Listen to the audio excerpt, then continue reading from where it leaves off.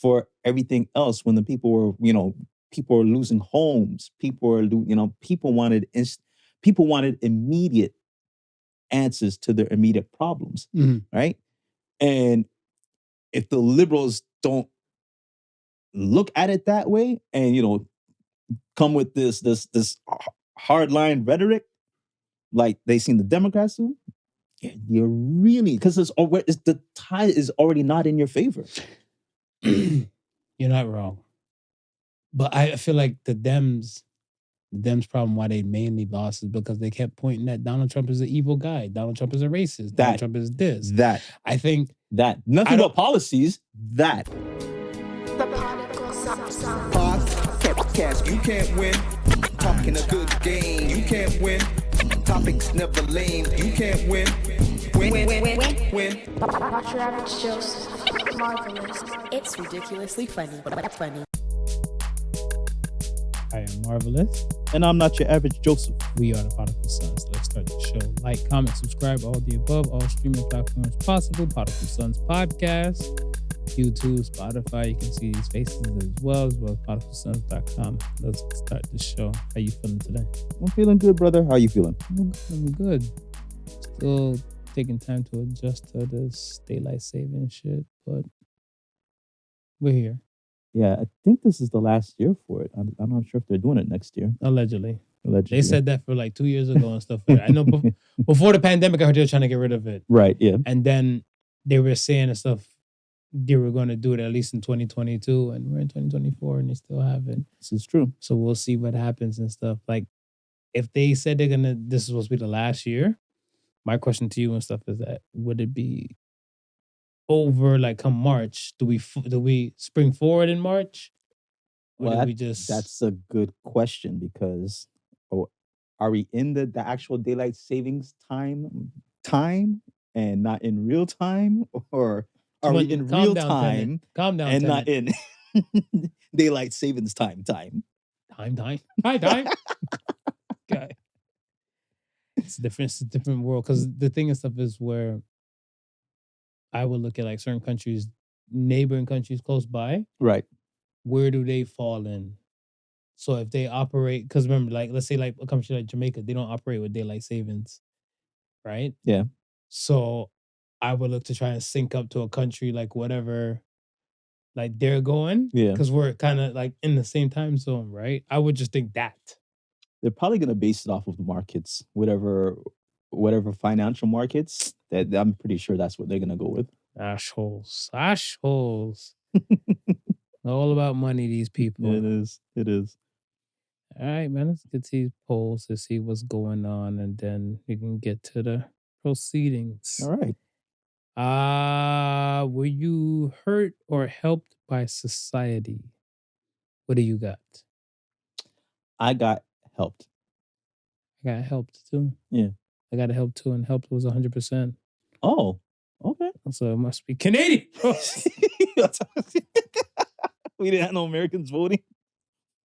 Either that or they voted prior to the election. They probably voted out. They retired. They retired.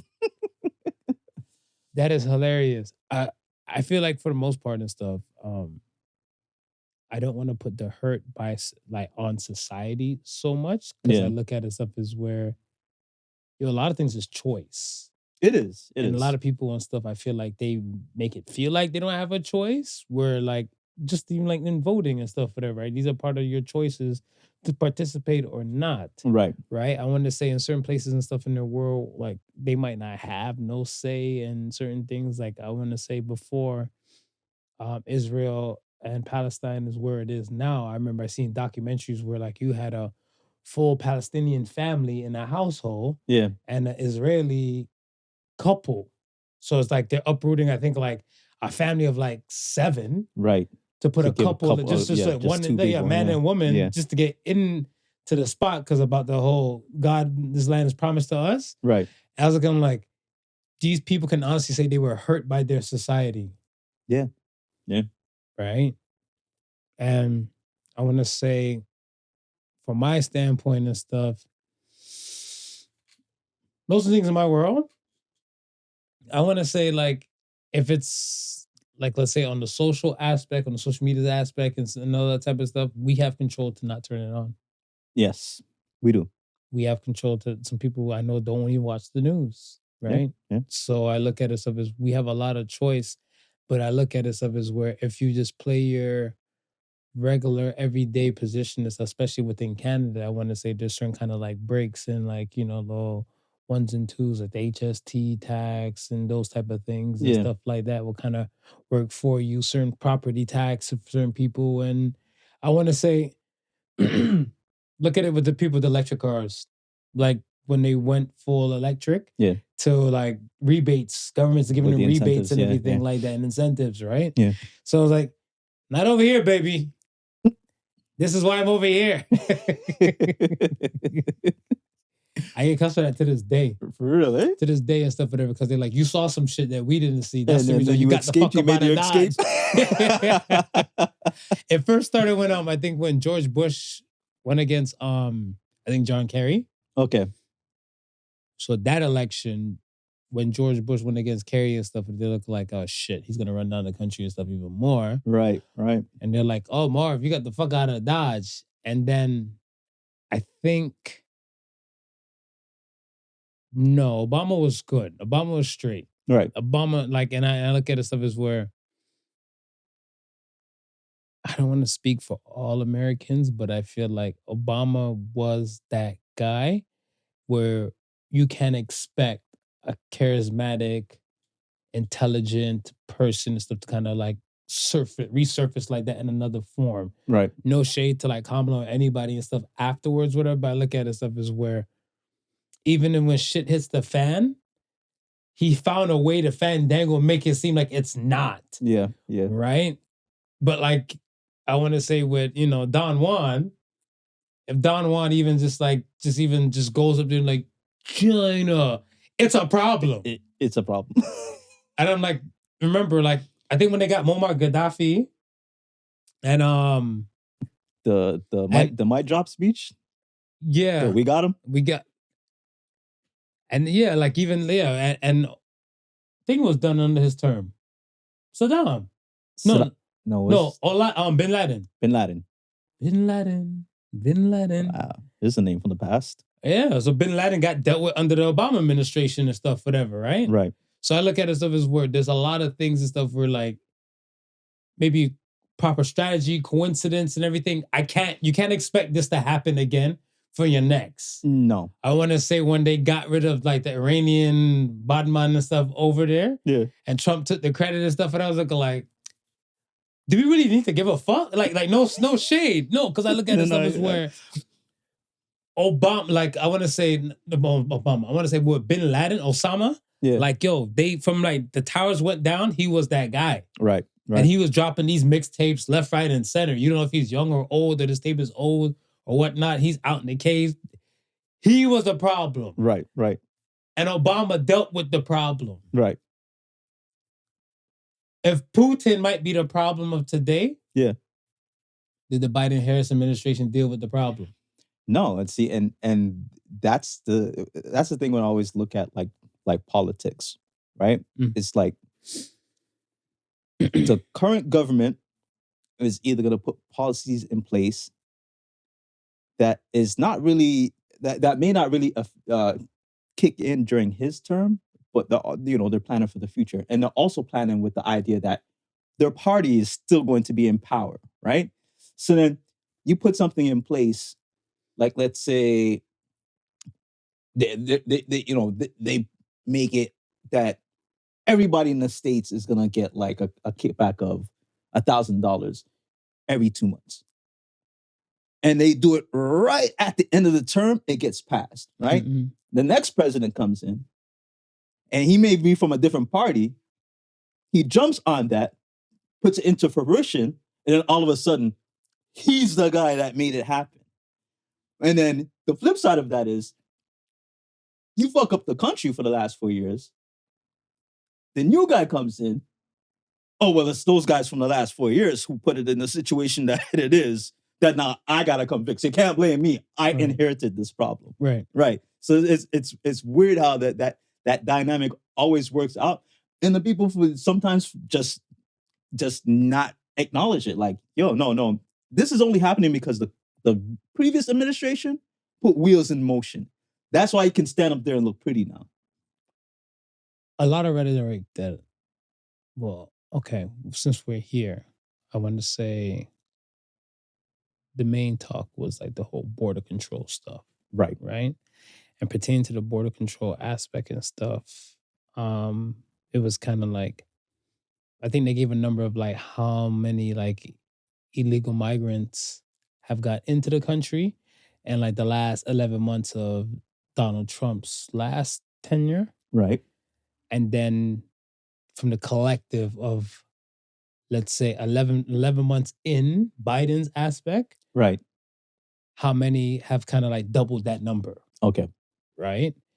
And I look at it as stuff as where something like that now, can you really blame that on the previous administration? Consider the fact that now you've gotten in and we're using the same time frame to say like, okay, last 11 months, 3,000 got through. Right.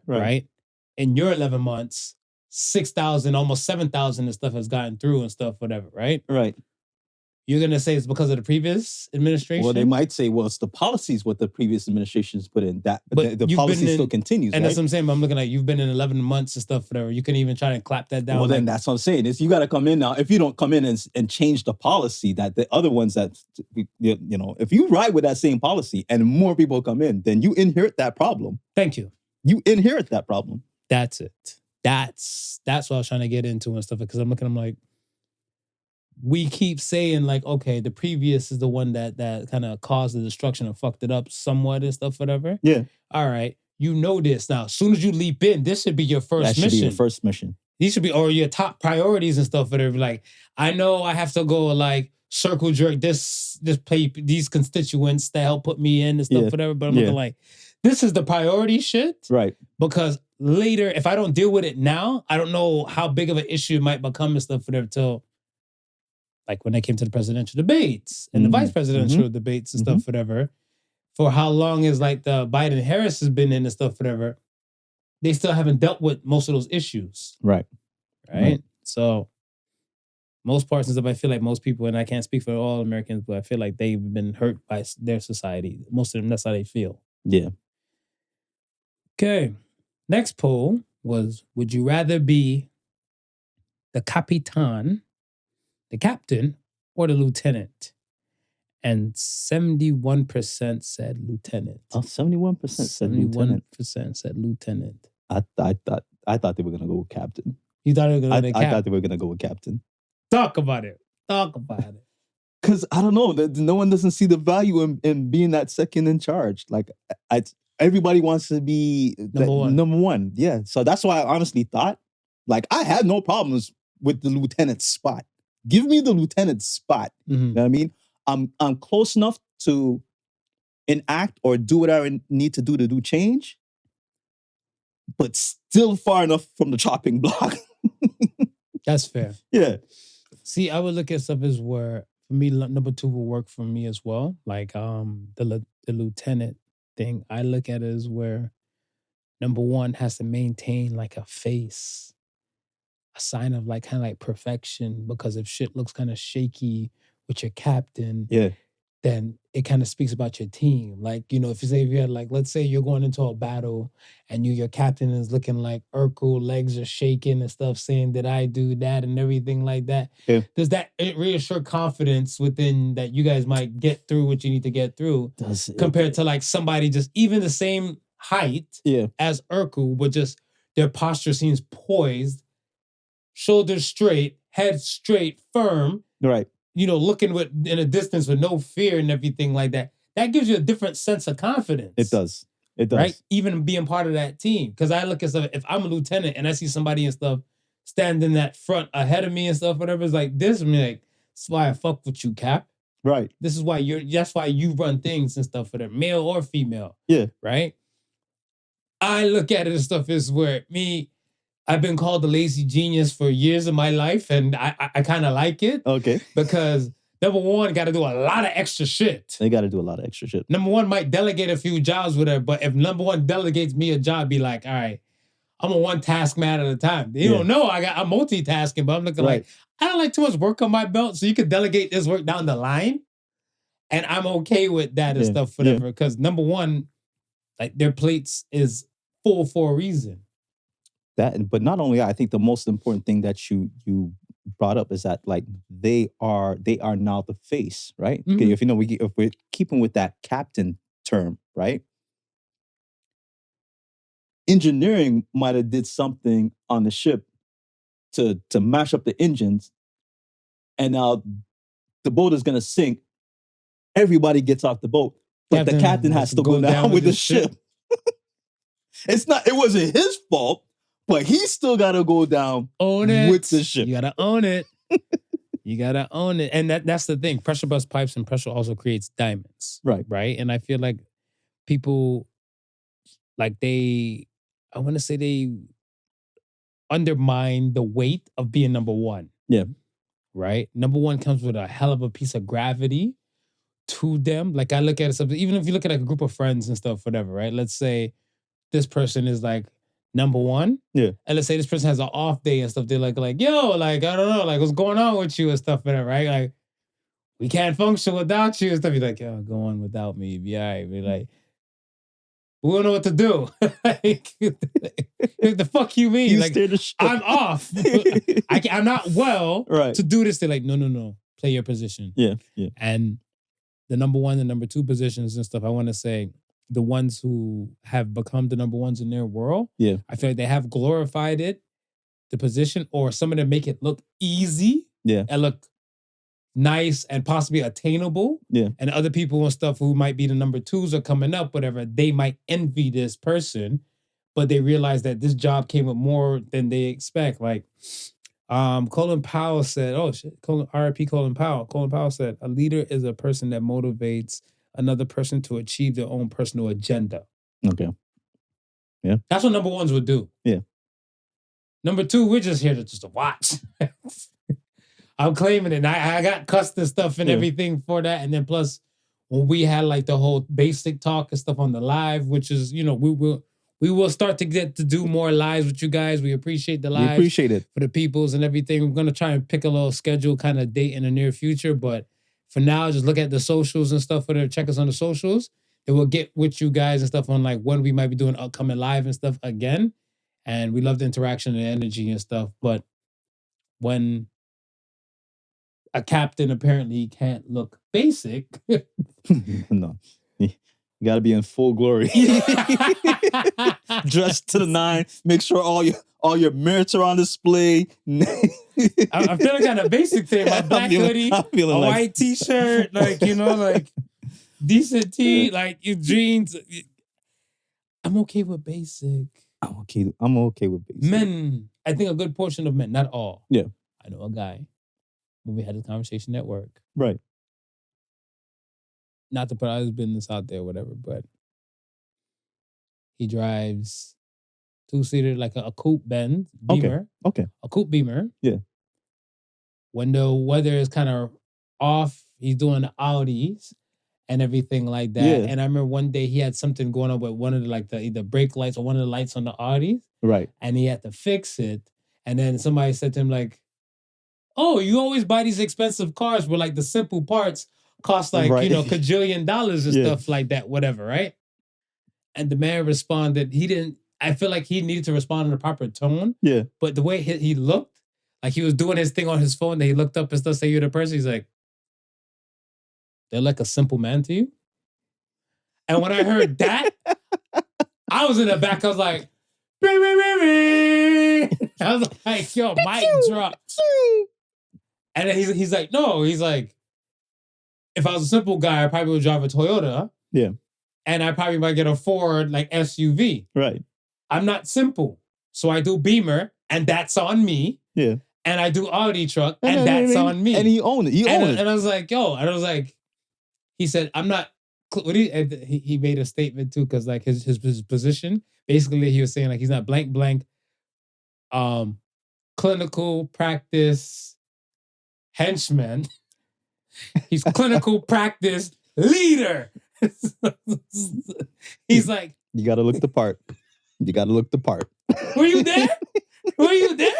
I felt the energy. Okay. I felt the energy. That sounds like his tone should have been different. Right. I'm like, but he was in his zone, and then because I was laughing and making noise, the person's getting shamed. Yeah. And now that he looked at me, like he looked at me, he's like, "Am I wrong?" I'm like, "Sir, no. You're not wrong. No, sir, you are not. You're not wrong. You're not wrong. Right? So shout out to him, and shout out to my boy Raj and stuff like that, whatever. But yeah, it was a statement. And I always looked at it stuff as a word. A lot of people, I think, they want to be number one, but they think they may have the capability of it. Yeah. Until they realize they can't be. And basic isn't a bad word to the ladies out there hearing it. We know, we learned during the live. We learned that, laid back. It's not me. It's a lot of us men, I guess, that say it and stuff, whatever. In the words of 2 Chainz, whatever, I swear, we should be able to use some clips of some songs. We should be able to. 2 Chainz said, if that hoe don't swallow kids, then that hoe is basic. Ladies, I didn't say it. You didn't say it. You didn't say it. You're just, you need to figure out if you swallow kids or not. Because if it's a not, 2 Chainz made the statement in 2011. That's it. I didn't. That's it. All right. Y'all go for 2 Chainz. Leave us alone. Leave us the hell alone. You all right? You're far from basic, Mark. Like, yo, I came in a white tee, hoodie, jeans, brown hoodie, black sweat. I mean, we comfy. We doing our thing. We doing things. Exactly. All right. I guess let's go start with R.I.P. Quincy Jones. R.I.P. Quincy Jones. R.I.P. Quincy Jones. To that man has his work, his reach has expanded, I guess I want to say decades throughout courses of time. The reaches have been stretched out so damn far, from like the themes that he made to the music to the musicians that he helped bring up to etc. I mean, like I think the Bossa Nova thing was the funniest thing to me. Right. Because when I think I first heard Austin Powers, right, it threw me off, right? Because I couldn't just, for the hippie time, it was set in, right? Yeah. And I think I saw like a video clip or something like that, whatever. I think with Luda sampling the Bossa Nova. Right. For his song and stuff, whatever. And Quincy Jones came out. So I was like, oh, and I think somebody else came and told me, it's like, yeah. I'm like, I thought he took it from Austin Powers.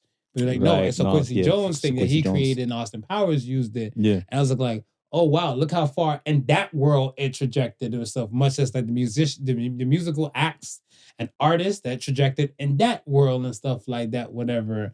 I want to say like his reach has been like from like his kids. Like I think Quincy Jones III was the one that used to do the Beef series. Like the What's Beef, the hip hop What's Beefs. Oh, okay. Yeah. And then, his daughter Rashida doing her acting thing.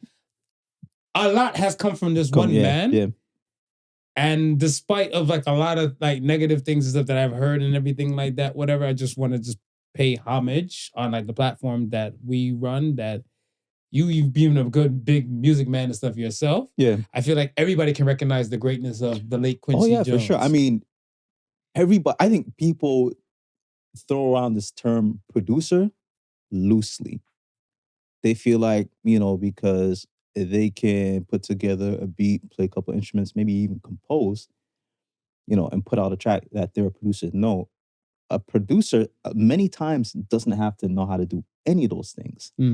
But he needs to know how to get the talent who knows how to do those things and put them together and make something cohesive, right? Something that is, and we can look at his track record, just again, from the people that he's produced, from the the TV stuff that he's done. Like, it's like, he was not the one-man show.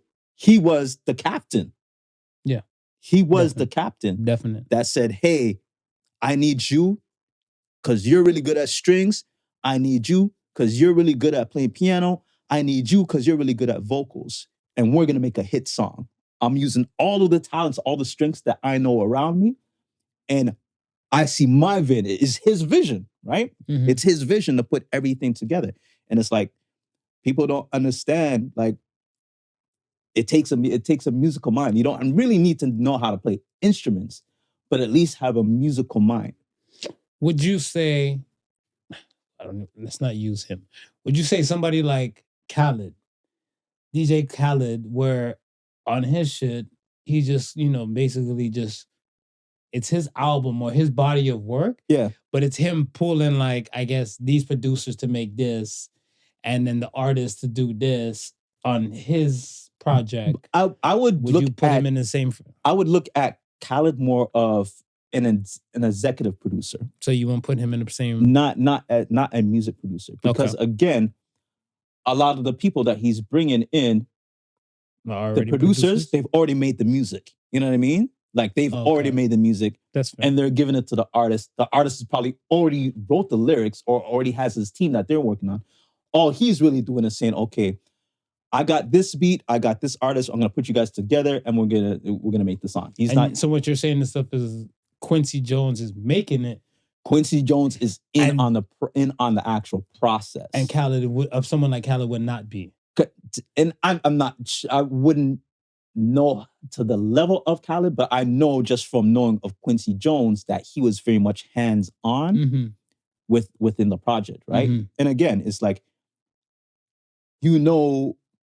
instrumentation players, your piano players, background singers, people, and you have a wide Rolodex because you understand certain people may not work well with other people.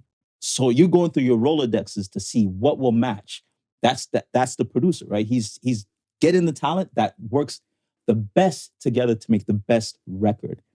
Whereas, again, Khaled, someone is already, he's just getting a producer because he knows the producer makes a hot beat. That hot beat, that producer would be the producer of that music and not Khaled. Khaled is the executive producer. He's putting the money behind it, gotcha. Right? That's fair. I want to say, yeah, because Khaled would fall in the lines of Baby Oil King, right? Because I look at it and stuff is where, like, even a track like Victory. Yeah. Victory was written by Kiss, Jada Kiss. The Diddler was doing Jada Kiss' part that Jada wrote for him. Right. Biggie. Then you have Busta and stuff on there and everything like that. And then when you, I guess, get the history of how everything is and stuff, whatever, it was on Puff Daddy and the Fam's No Way Out album, right? Yeah. Would you say that he brought all these pieces and stuff together? I would say he's more of a producer than Khaled, for sure. Okay. For sure. Okay. Yeah, and he's also a person who has a good eye for talent, right? I mean, Quincy, he looked up to Quicy Jones, hence one of the kids named Quincy, right? Yeah. So R.I.P. Quincy Jones. R.I.P. Quincy Jones, man. Yeah, man. And R.I.P. Tony Todd, Candyman. Yeah, that one shocked me. He looked a lot older than I thought. When I'm looking, I seen 69. I was like, yeah. You're like this nigga only 19 years older than such a mess, bro. I'm like, you're afraid of a dude who's only like a teenager. Like, when he was playing Candyman, scaring the shit out of people. You're just a teen. Yo, I look at this as like R.I.P. Tony Todd. He has played multiple great roles in different movies. Would you say Candyman is his most famous role? Yes. I want to say for us. For us. I want to say for a younger generation. Mm-hmm. Okay, let's say this. More so your generation than mine's. Okay. But I want to say my generation is not supposed to watch Candyman when Candyman dropped. Right. So to the badass kids like myself that saw it, it wasn't supposed to be for us, whatever. Yeah. But then we grew up with that fear not to say Candyman 3 times. Whatever, right? My generation actually got Final Destination. So because he was already like kind of like the face of evil from Candyman, when they alley-ooped him and stuff into like the Final Destination series, right? It was kind of like, That boy been grim. He been grim. He been grim, right? So it's kind of like, well, he just might even make a movie. So when I'm watching Final Destination, you see him and stuff, whatever. Come on, I'm like, oh shit, Candyman. They was like, that's not his name. But I'm looking like, to black people, if you play the shit out of a role, that's what you named and stuff, whatever, right? He was the first black horror guy that we had. So, I mean, there you go. So, but with Tony Todd and his body of work, I do feel like, yes, he was cut down or he was gone a little bit too soon. Yeah. Because most of the people, again, we spoke about the age thing and stuff with you and everything. Like, this is the kind of 50 I envision to be like. Right. Because you still look like young and vibrant and stuff. Like, you might move like a 50-year-old mentally. Yeah. But you still look young and vibrant, whatever, right? Well, thank you. Some of these dudes ain't that much older than you, and they look like they about 25 to 30 years older than you. How? Do I count it to the soft life? I want to say partial and stuff. I don't even count it to the soft life. Okay, so check this. You ever seen that? I think he's Gen Z. I believe he's Gen Z.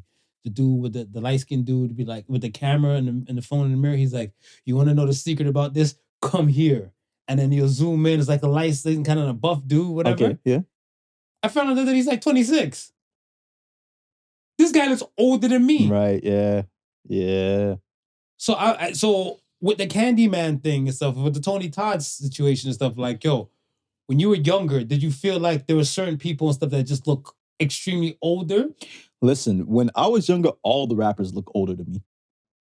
And it wasn't until I grew up to realize, like, most of these is going to be either very close to my age or if not younger. Magoo died this year, right? Was it this year? Or like last year? Last year. Okay. And Magoo is 50. But I want to say, you being a year younger than Magoo before he passed, right? Yeah.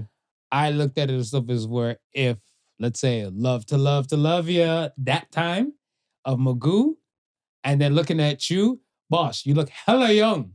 Well, that's what I'm saying. I was like, you look hella young. I was like, I always thought these guys were like in their 20s.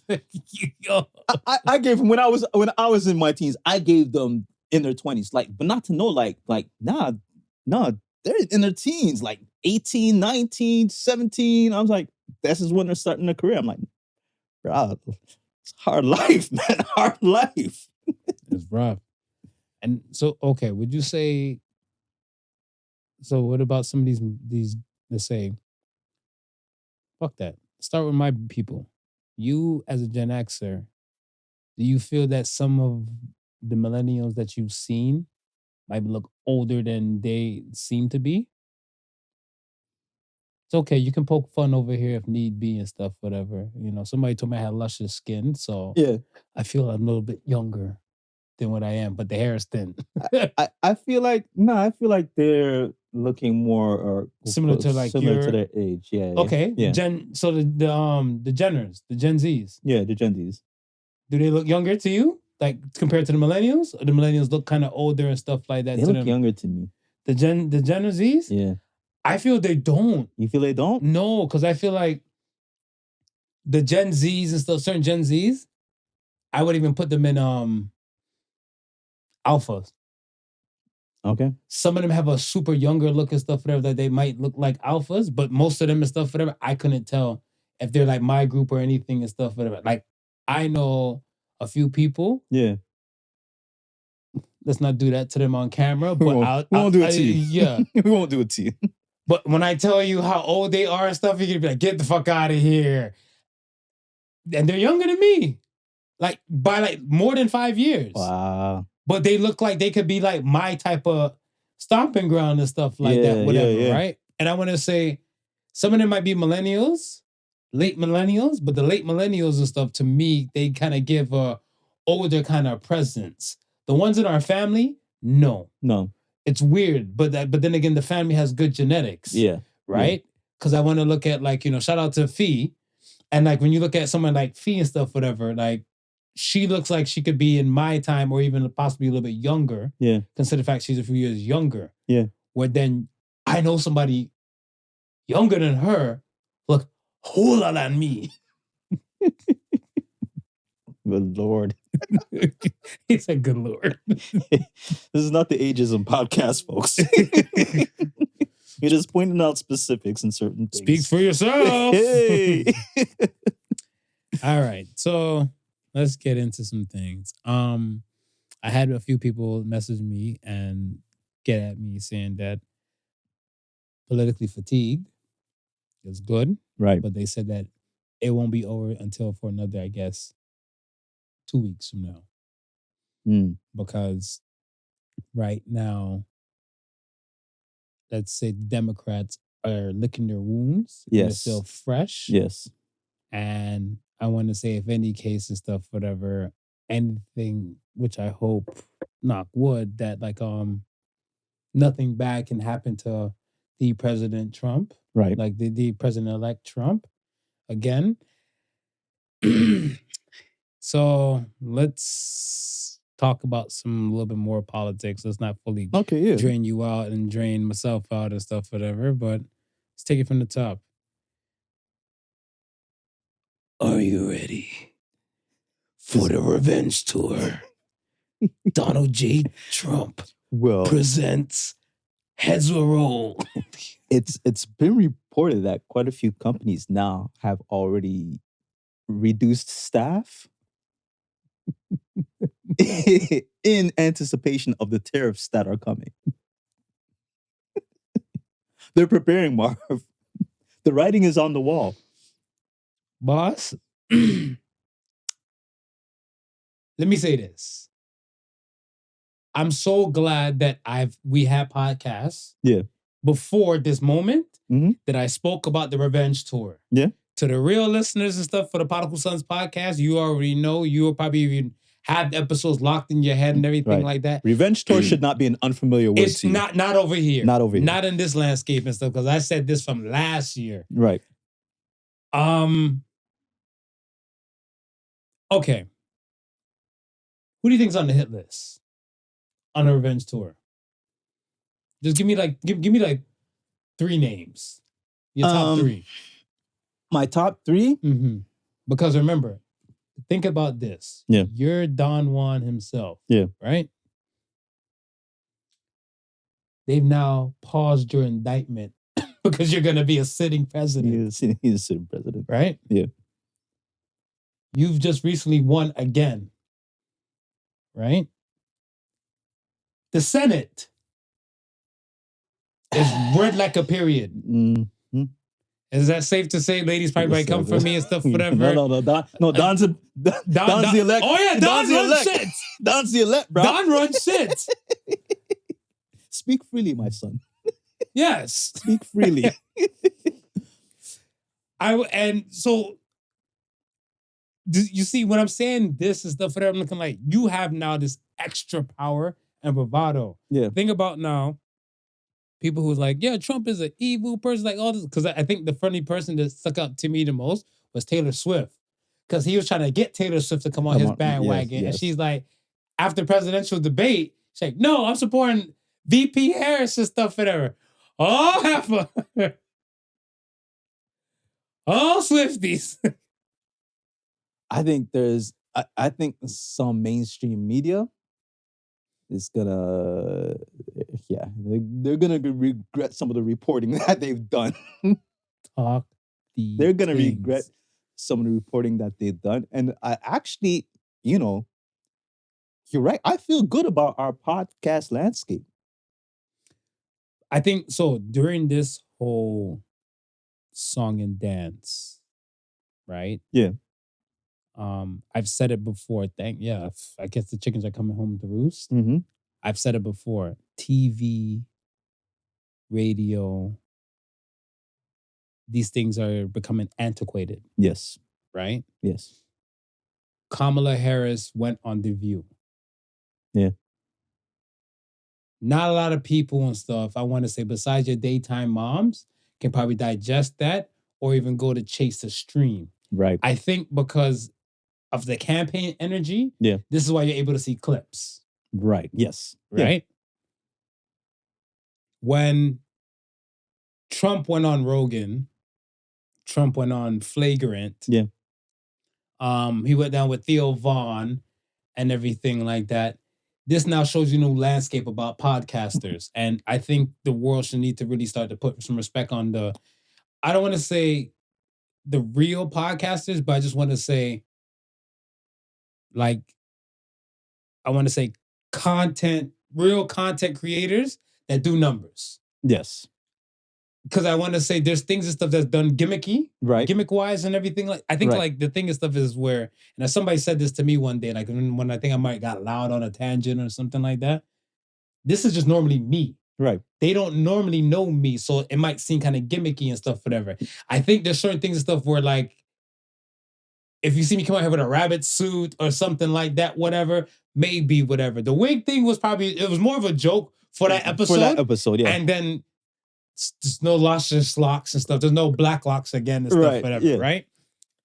With these podcasters and stuff now, it was Barron that actually gave Donald Trump the wording, be like, yo, Pops, you need to go on this world because this is what the world is. So when Trump was saying, well, my son has said I should do more podcasting promo and talking and stuff like that, it feels more real to kind of understand who the fuck this person is. Yeah. Kamala hasn't done too many of those. No. The Charlemagne thing was brilliant. Yeah. And it opened up a little more, but again, it's policies where if you're the everyday person and stuff, whatever, you're looking like, you're at the helm now. Yeah. I think, and this is real fucked up of me saying it, whatever, but like it's the reality of it. If she went like even to like specific places and hung Joe Biden out to dry, she would have had a better standing point. 100 days, like 100 plus days to kind of get in the game and stuff, whatever. It's a lot to ask for somebody. It is a lot, yeah. But I look at it stuff as where if she would have probably did that, she probably got a lot more support with her. This is a landslide whoop ass, right? It was. It would have been something where if it's like, this guy Joe, Joe did things and stuff like this. I try to say some things, I don't know. But if I get the chance, I'm doing this. Right. Every time she's saying she agrees with Joe. And that's the thing, right? It's like when you look at the two candidates and how people visualize them. Mm-hmm. Trump for the people. Mm-hmm. Kamala for the establishment. Talk about it. What do you mean establishment? When I mean the establishment is, the government. Yeah, we're still in power now. We're still pushing policies that seem like they're going against what the common man wants.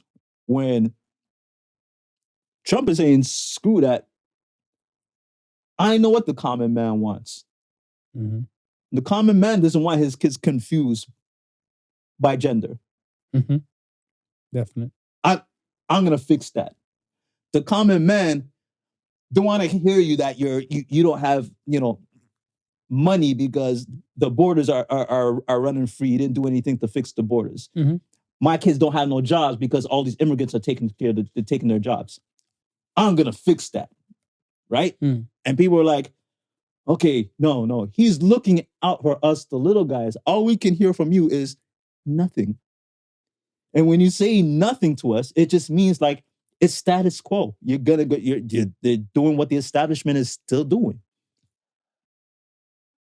For this recent political run of these days and stuff, from I want to say the presidential debate till now, I looked at it and stuff as where shout out to, let's say, the ratings that they garnished. Yeah. On antiquated platforms such as like TV and stuff, whatever, or primetime TV. I would say this. US is top dog because every fucking country in the world plugged in and chimed in to see what they were saying and stuff, what was going on. Yes. Canada and Mexico are the proxies, hence the Three Amigos name and stuff like that, whatever, right? I still feel like Canadians and Mexicans should not have too much of a say about like US affairs. No. Like I feel like you can voice your own personal opinion. Yeah. But this ain't your business. But you be lieutenant. I think the number 2 role in this case will kind of get a lot of people and stuff, whatever, like watched and speculated because US is top dog. Right. Right? Some people might feel like the UK is number 2 to US. Some people might feel because Canada's right here, Canada might be number 2 to US. Right. Some people might feel that China, with all their money and stuff and their wins and stuff, whatever, they should be number 1 and US should be number 2. But then when I guess China and their own kind of like, I want to say security measures and stuff, whatever, like, you know, it's kind of like with their Facebook, their this, their that, and everything like that. Yeah. It's not top dog shit like US. Like I said, it's like you have the number 2 flexing and trying to be like number 1 and stuff, whatever, right? Yeah.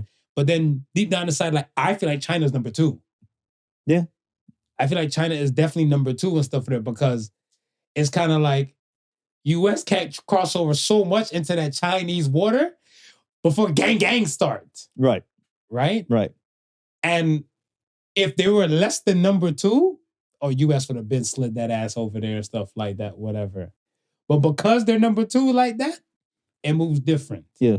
And then Russia, they would know for a fact they got to partner up with somebody because, again, when Putin and Trump was at it, yeah, Russia kind of felt like number 2 and stuff like that, right? Because right. you see them dapping up and everything like that, whatever. Yeah. Then you see Trump dapping up with Kim Jong-un. Yeah. Like, yeah.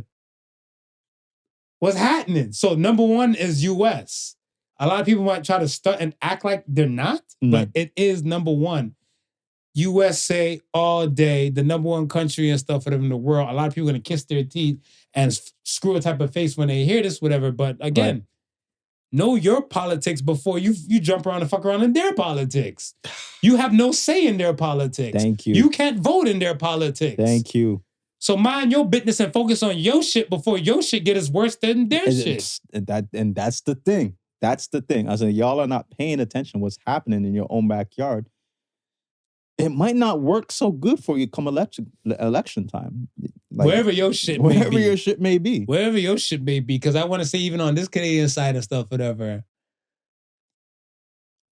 if I'm going to call a shot, whatever, conservatives are going to win. Before Canadians get to the polls, I'm calling a conservative win and stuff, whatever. Because the same way how shit was just too lax and to the liberal side, and how Justin Trudeau painted a bad imagery for like the Liberal Party. Yeah. And him and Jagmeet is like this. I don't know, you heard that heckler that drove past Jagmeet. He was on the street somewhere, I think in BC. No. He's like, you and Trudeau are sucking each other off. I was like, pardon? And then Jagmeet's like, you're in a car, you're blocking the traffic, you're going to cause problems. Right. Get out the car and come say it to me, whatever. I'm like, no, Jagmeet. No, they're done. This is not the way you respond. No. you just take the sucking sound and stuff, whatever. And then just move on. Just keep it moving. Like, he looked hot. He was hot. But okay, Trudeau's the perfect example of the scrutiny that number 1 faces. Because at the end of the day, we're mad and upset with Trudeau, but it's really the liberal policies. Correct. And he's just the face of that. So, you might want to, and the funny thing is that the liberals know this, and they were trying to get rid of the face. They're still trying to get rid of the face before the next election comes. Yeah, but I feel like just the whole Liberal Party, the taint. Yeah. Like they're tainted and stuff, whatever now. And I feel like if they're smart, they need to like make this new face prominent as fuck fast. Fast, because it's the same thing with the Biden. When Biden start glitching, they should have started making moves and stuff like that. So therefore, when they came to the primaries, they were like, okay, we gotta draw up who we might want to run and everything like that.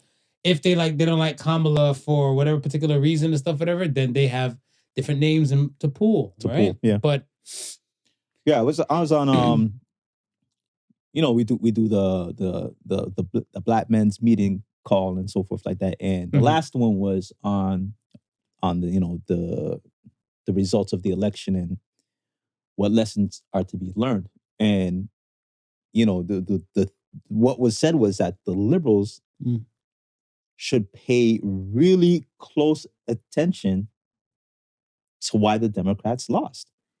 And it's just like what we're saying. They weren't, they did not seem for the people. They seemed too much for everything else when the people were, people were losing homes. People were, people wanted immediate answers to their immediate problems, right?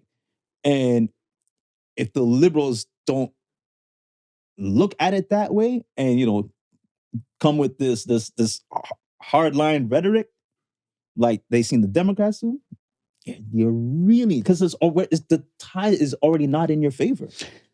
You're not wrong. But I feel like the Dems problem why they mainly lost is because they kept pointing that Donald Trump is an evil guy. Donald Trump is a racist. Donald Trump is this. I think nothing but policies. Right. And I think with the liberals and stuff in Canada and everything like that, I want to say there's no set person they can really say like this person is an evil person and stuff. So what's the strategy? I don't know what they might take, but I think their thing and stuff is that for politics, it should always be policies. It should always be policies. And then are you going to go through with these policies and stuff like that? Because yes, I know you have constituents and stuff to pay for your caucus, but the people who put you in here, you're a civil worker. It's the people that matter. Right. So if you don't answer to the peoples and everything like that, whatever, these people turn on you real quick. I want to say, look at his very first election. His rating was, I think, number 2 under, I think it was Chrétien, as someone who got elected with the highest rating. I think he was like at 65%, if I'm not mistaken. I think Chrétien was like at 69. So he was up there, and he was like, the day after he won, they were saying how he was in the subway and he was taking pictures with the people. And then that shit just went viral, and people were comparing him to Obama. Okay. This is like, so look how far the fall from grace is. Like, at one time, people were talking to you like you were the Obama of Canada, right? To now, I don't even want to tell you the amount of F Trudeau signs that be sitting around the country. On trucks, on bridges. What is it? Daylight.ca. Like, it's something. It's something. But back to this hit list thing, you got to give me 3 names that you think that Trump is hinting for and stuff on his hit list. Give me just 3 names. Because like I said, he can say, Beyonce, you getting it. Anybody Eminem, you getting it. Give me 3 names that you think that's going to be on Trump's hit list. You know who I first thought would have been on his hit list? But I think he's doing a real good job of laying low. Fauci. Okay. I can see Fauci a little bit. Yeah. And I think symbolically it would have been like because the people now are like, a lot of shit happened during COVID under Fauci's watch. Just give us his blood. You know when the angry mob just wants somebody to just give us him. A sacrificial lamb? Right. Sacrificial lamb. Okay. So you got Fauci? Fauci, I got keep it a buck. What's his name? Late night. Jimmy Kimmel. Yeah, Jimmy Kimmel. Jimmy Kimmel. Yes. You got to hunt Kimmel. Jimmy Kimmel. And who else you got? And then for my final, I think it's gonna be somebody in the Supreme Court. I think even that the Dems shat the bed with, because they waited 100 years for RGB. Yeah. When she was on that bitch for sitting forever. And when Trump brought in the lady, it was a beautiful day. Because I looked at it, stuff, it's like he brought this young, vibrant Republican on the seat, Yeah. you got to make these proper power moves. You have to. So on Trump's list and stuff, hit list and stuff, whatever, I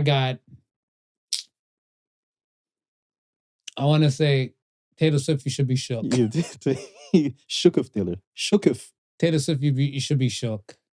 The Fauci, that bring a good point, but I didn't have Fauci. I had Mike Pence. Mike Pence. Mike Pence was a part of the cause for the whole January 6th thing. Mike Pence. And he's part of your problems. And now you're on your revenge tour and stuff, whatever. Can't stop, won't stop. The last person, Fonnie Willis. Fonnie Willis. Remember, everything is on hold now. Right, yeah. Whatever, right? Yeah. So if you deal with a lot of these problems before the whole yeah, you're right. You're not wrong. You're not wrong, Marv. You got 4 years. You're not wrong. Yo. You're not wrong. Yo. It might even be more if he gets his way. He's trying to extend it, no? He's trying to extend it past the 4-year limit. So, to the 3 names, please find your way not to live in America too much. Come and go. Just have bags packed. That's all. Just have bags packed. Yeah. Just keep that in mind. Stay frosty, my friends. Okay. Why do you think Kamala lost? Because a lot of people and stuff are, willing to say some stuff. And I don't know what you heard from your side and stuff. I heard some stuff, but tell me, why do you think Kamala lost? I honestly think she lost because the people are just were fed up of the establishment. I don't think Joe would have fared any better. I don't think I'm not sure if any other face would have faced any better. I think people had already decided that the Democrats had just shot the bed with what they did in the last 4 years, and they want to change. It didn't matter who was going to bring about the change. They were going to go with that person. Okay. Do you believe that the American people did not want to have a woman as the leader of the helm? No, I don't believe that. Oh, okay. That's good. Yeah, Okay. I honestly don't believe that. I think, that people were just They will come for you. And yeah, stuff they can come for me, but Yeah. I don't believe that. I really think it's like if a woman had ran against Kamala, it would have been the same Republican win. I don't think it would have been if they would allow two women to kind of clash at it like Probably not, but I think it would have been the same Republican win. I don't believe it's to say if America is sexist and not whatever, I'm going to say a good portion will still be. Yes. But I don't think it's to that degree what most people try to make it out to be, because I've heard a woman like legit saying like, I can't wait to have a female president, like a woman president, right? And I looked at it and stuff as where the go-to shouldn't be that. Is because men don't want women to run them and everything, or like, yeah, that's something and stuff, whatever. Like when I heard that rhetoric, I said, well, there's tons of prime ministers in the world that have been women. Yes. You just gotta look at those countries. Yes. Right? So, I mean, Iron Lady herself, was it Jacinta Ardern in like New Zealand and stuff like that. Like, these are some women and stuff I can honestly put some respect on the name of respect. Right. Trish Strass, not so much. No, not so much. She didn't stay long enough to be throwing this argument. Is it Jane Campbell, the one in Canada? Oh, the one that's Kim Campbell? She stepped in with when things stepped down. Yeah. And she was out. Yeah, she was out real quick. Yeah. Like, I look at it as where I think a good portion of these places and stuff in America are ready for a woman candidate. I just feel like Kamala and the Biden administration fucked up the tone for her. Yeah, they did. They fucked up the tone for her and stuff, whatever, for future things and stuff. I want to say she can come back the following year without being attached to Biden. And hopefully that not too many people will crucify her and stuff on it. But again, the argument should not be, these people are evil, these people are stupid, because like I've seen a lot of like informative videos and stuff, whatever, and information about like Trump supporters. Yeah. A lot of people write off Trump supporters as like idiots. Well, that's the thing. That like no. You had business professionals. You've had a wide range from those with brains to those who you may claim did not have any. Very true. Who voted, Very true. right? And a lot of them may have voted for different reasons, but they still voted. Yeah, I don't think Kamala lost and stuff over for like because she was a woman. But I think they're gonna come for me and you. Yeah. You know, you and I and stuff that are pertaining to this stuff. I welcome any kind of like person or how effective did you think the black man vote was in this? Because I'm still seeing a lot of that right now. Black men still getting ridiculed as a reason for her losing. You're gonna get blamed. You have penis. Like you have dick. But white men voted for Donald. White women voted for Donald. Black men, the Latino vote. The Latino vote. The Latino vote, whatever. Because I want to say there were so many talks of about like, you know, like build the wall and everything. Yeah. And stuff. And to hear the Latino vote like lean towards like Donald Trump and their border control and all that type of stuff. All that stuff. Yeah. I don't think that beef is with black men. Like, I feel like, first of all, we here. We're here. You did this to me. First and foremost, Kamala's last, like in the 100 days, whatever, I want to say, you know, if this was her best, I'm not a fan of it too much. And then this is where they're going to come for me. And I don't give a damn right now. Right. Again, I'm not in America right now anymore. I'm in Canada. But I look at her stuff as where, boss, her rally looks like the BET Awards. Fucking Glorilla. Yes. I like Glorilla. Yes. And Glorilla had to blurt out all her damn things while she's performing and stuff, whatever. Right. Boss, don't come with that energy. No. Because it feels like you're pandering just to black people. And as a black person, I feel stupid that you want to degrade me to like this. Like Beyonce's Freedom song from her shit, whatever, is like her walkout music, whatever. But I'm like, you had Beyonce say 3 minutes of something and bounce. Yeah. Why you ain't have Beyonce perform? Let her perform the Freedom song while you walk out. The imagery is like, yo, it was too much like Meg Thee Stallion shaking ass, the Cardi B, like, you know what Meg, with the whole lion with Gayle King, right. Cardi B and her back and forth with Offset, whatever. I want to say Glorilla, they don't know too much about her, but because they still see Ratchet and Hood, like the imagery for these three people is not really doing your platform justice. And I was looking at it from the standpoint of, okay, the only reason why I would see you bringing in those people is that you want the young voters. But what type of young voters do you want? Because you could have gotten them through doing podcasts. Yo. You could have got them through doing podcasts. Again, and like I said, this was the power move to, I want to say, let's say Trump being a father and Kamala, I guess, not being a mom. Right. Trump's son, Barron. Yeah. Is the one that he said it. Like he went on several podcasts and stuff, whatever. He said, you know, it's my son that told me and stuff like that, whether it be true or not. Yeah. He still showed up. He still showed up to these podcasts and stuff, whatever, right? Like I look at stuff as where you need to gain these supporters and stuff, whatever. I want to say more so on the people level than a concert level. But not only did he show up, he appeared relatable. Oh, for sure. But he appeared relatable.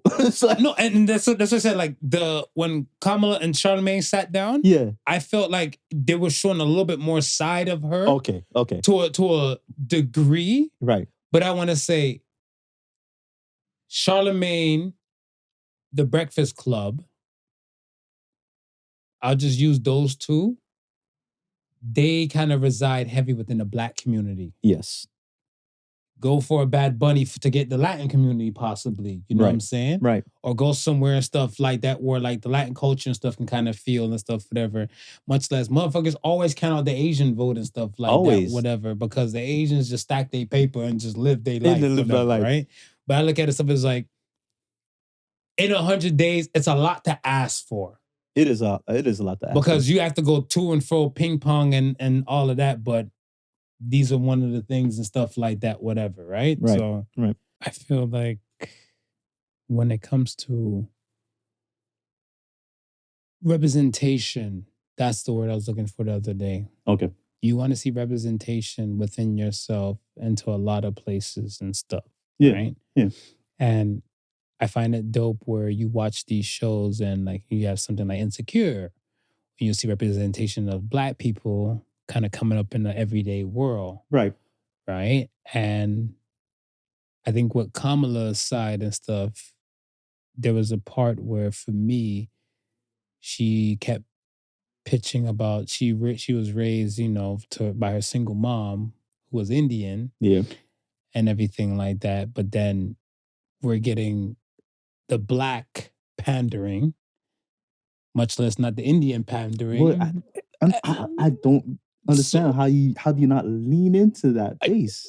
Because even Vivek, he voted for Trump. Like, he said Trump had his vote. Yeah. So I look at it as where your peoples are not really rocking with you to a level, to a degree, or to an extent. Right. And your net should have been cast a little bit further out besides the campaign party thing. I do feel like even the night of, when she realized that, the ass whooping was too far and like, she faked the phone call. Yeah. And then you saw the phone, the camera feature was turned on. Hillary didn't say anything that night either. And I feel like these are strikes against future women that need to look out for when they are running. Right. Because the other women that were at the plate to become the number one, yeah, they didn't show, I guess, this type of aspect. But I was like, I don't want to just put it all on that. But I was like, is it, let's say this. When Trump lost to Biden, yeah, he still had Trump is still being Trump. He's still going to say his shit and stuff like that. And all you, but don't worry, folks, I'll be back. Yeah. Arnold Schwarzenegger, he did. He came back. He was number 45 and number 47. Right? Yeah. He did. But at least that shows you something about the people and everything. And I want to say there were a ton of people before that probably voted them when it came to Obama. Right. And because of Obama and how he was endorsing Hillary, yeah, they chose to go with Hillary, yeah, until they saw a notion of that. When Biden came in and stuff, some people still ride or die Dems. Yeah. They still went there, but a lot of people switched. I had family members that a lot of people switched from that time frame. A lot of people switched, yeah. Right? The biggest thing I heard and stuff, whatever, is, again, like I said it before, out of the 36 years of 40 years of presidents being there and stuff, 36 years of war, 4 years of no war. That was under Donald Trump's world. And Donald Trump shook hands with a lot of these people that we are clashing with to this day, and we were clashing with before. Right. So I put those on more things why Kamala lost than her gender. Yeah. Yeah. To me. But I think like the celebrity stardom, power and stuff, like, I don't know, like that. I feel like Kamala should have brought out different people. Like, you see when I saw Amber Rose speak at the Trump thing, yeah, and the tattoo was, makeup up. Yeah. I looked at stuff as like, you can start to catch a Black vote, not fully, but you can start to catch a good Black vote, whatever, right? But Trump is, like, I want to say, yes, he's been at it longer than like Kamala has, whatever. Like I said, I'm using like the 100 days plus. Yeah. He had enough time to not just focus on one particular group. He had time to play with different groups and stuff like that, whatever. And I feel like the alley-ooping, when we were saying, remember, we even said it a few times here that, like, Kamala's missing where she was at. Where was she at? Yeah. I want to look at it stuff as like, if she was probably at least, being in these places and stuff where you can get and garner more votes besides the Black vote, or even just win a few people over, because in some of the swing states and stuff, whatever, like, the heavy states, the battleground states and stuff, whatever, like, they getting that ass whooped. They were getting their ass like whooped. Like I said, this was like a landslide of how this thing went down and stuff. And I didn't want to put it on like the sex. I see where some women are coming from, and I hear some women's like plight, like this is discouraging and stuff to a lot of women, but you can't use this situation to discourage you from you trying to be the next woman president of the United States. You can't. Because I look at it as stuff is where you have to look at the setup of this woman. I said to this day, I believe you got a dark-skinned girl, and I'm saying this, a dark-skinned little girl or a woman who was one of these young kids that did impactful shit within her community, and you raise her thorough and through to be a politician, whatever. You got your woman president and stuff, whatever, like that. You ever seen a little girl that gave that speech and was like, why you guys hate us because we're black? And she made everybody cry and stuff. She made me cry. Right. Well, she's like, and then she was crying there, and they're like, yo, don't you dare stop talking. You keep going, whatever, right? Yeah. If you raise this girl with enough political background and stuff in her, and you keep on a proper path, keep away from the drugs, keep away like from some of these wild boys and certain type of things and stuff, whatever, and you bred let her them. listen to Meg Thee Stallion. Music ain't really that. It is not that. That kind of lies though. She did lie to Gail. You're right. Don't let her listen to Meg Thee Stallion. Yeah, you don't want to listen to lawyers. You're right. But it has to come into a point where you have to cultivate the change you want to see now. Yeah. And I look at it stuff as where like even here, where like let's say the Jagmeet Singhs or even the UK and stuff with that, like I want to say, to me, the Southeast Asian, let's say, community has been more prominent within the past, let's say, 20 odd years. Yes. Now let's think about even like the West Indian folk and stuff, whatever. West Indian folk been migrating and stuff, whatever. Since 70s. Since the 70s. Some Windbush, yeah. Yeah. Right? So I look at it stuff as like from these times and stuff, whatever. Okay, you got them over here, cool. Those people from the 70s had babies and everything like that. Let's start cultivating the change we want to see. Yeah. Right? So I feel like it can be done. Women should not feel discouraged and stuff on it. I would say cuss those motherfuckers out that say, your body, my choice. These boys are wild out here to be saying statements and stuff like that, whatever. Wild. But I look at it stuff as where women should not feel discouraged on trying to be great. That's what I would say. Fair. All right. Would you say, I don't want to stay and be political sons and stuff, but would you say that, like when I was talking about everything being antiquated, the celebrities is different today? So let's say, for example, Yeah. I was looking at London Has Fallen. So London Has Fallen had say him again, because she was Madam President. Oh my God. Still I got a groove back. Angela Bassett. Thank you. God bless you. Angela Bassett, right? Angela Bassett, A-lister actor to you? Because I know you and your picky ass. Yeah, A-lister. Because she does TV screen too, prime time. A-lister. Yeah, asshole. No, you look at her and you know her name. Oh, okay. Yeah. I just had a brain fart. Sorry, folks. I put some respect on her name and stuff, whatever, right? Yeah. Do you think like she would still get like the fun and the respect or the love compared to like someone like a Kai Cenat, I Show Speed, Aiden Ross? Like, is celebrity different today? It is different.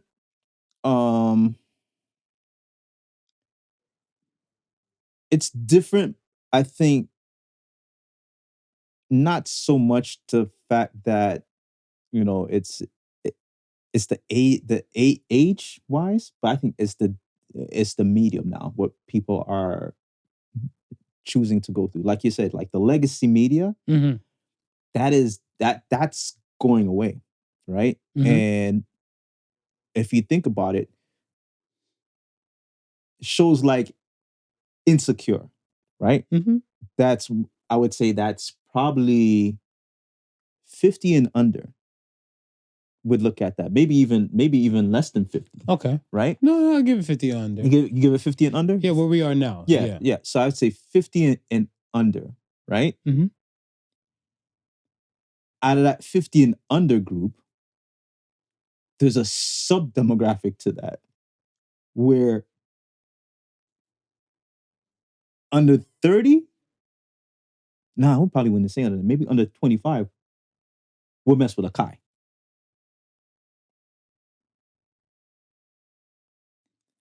But it's that group that's driving what social media is. That, you said 30? 25 to and 30. yeah.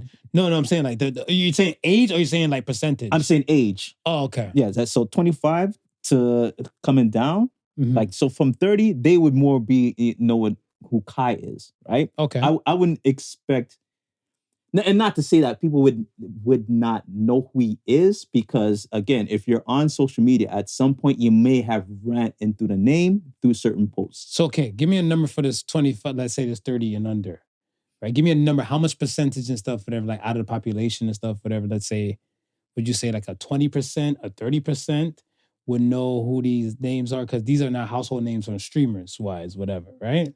I would say, no, I would put the percentage higher than that. I'd probably put the percentage of like at 50, at 50%. That know who he is. Gotcha. That know who he is, right? Right. Then it would drop for me for the people who actually pay attention to what he's watch doing. the content. But yeah, watch the content and so forth like that. Okay, so what would be the drop now, like number wise, whatever? Would you say like about 30% would actually take in and digest it? I would say even less, maybe even 25%. And then this is where my thing and stuff is. I feel like, let's say a big star and stuff, like say such as Angela Bassett. Right. If you saw Angela Bassett and stuff like that, whatever, do you feel like there will be a swarm to like, oh my gosh, Angela Bassett? Compared to like these, I Show Speed. Yeah. He shuts down countries, dog. Yeah.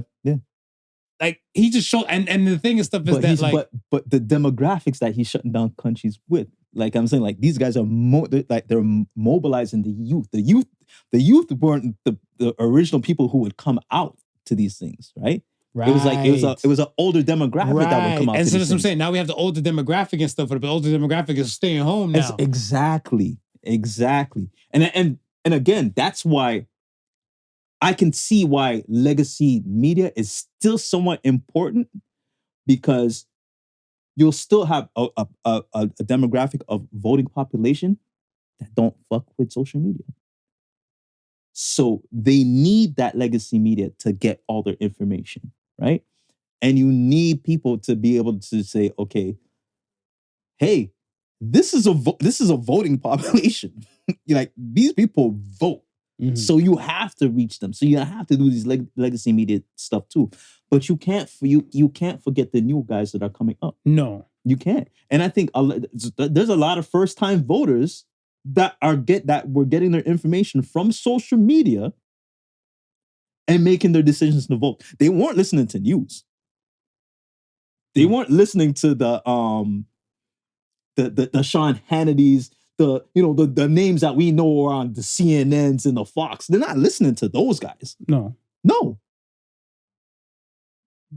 Yeah, but most of them, their votes was even the more minuscule numbers and stuff though. But it's just that, like, see, with the celebrity and thing, I look at it stuff as where for the ones in power or have power, right, to do some things, I feel like the mediums and stuff are there for them, but they're not utilizing them. When compared to like the younger demographic and stuff. Let's say they just wire down which mediums they would use. Right. Like I want to say a lot of younger kids would probably look down on Facebook. Yeah. It might be like for old folk and stuff. Yeah. And they just live on the TikTok. Yeah. Whatever, right? They made it well known and stuff for them to like, yo, okay, we're fucking with the TikTok. Or say like those streamers and those people and stuff, we're fucking with the TikTok. Feel the dreams to an extent. Yeah. But they're going to the people and stuff because they're leaving, like, let's say, these TikTok platforms, these YouTube platforms, these to kind of touch the people. Yeah. And I feel like the celebrities from back then, they didn't touch the people. Like I look at it stuff as where you don't know where fan mail might go. if you wrote somebody back then. Right. You can say like, yo, I've screenshot, put it up on like the person's like, let's say Twitter or some shit like that. Be like, yo, the people just want to know.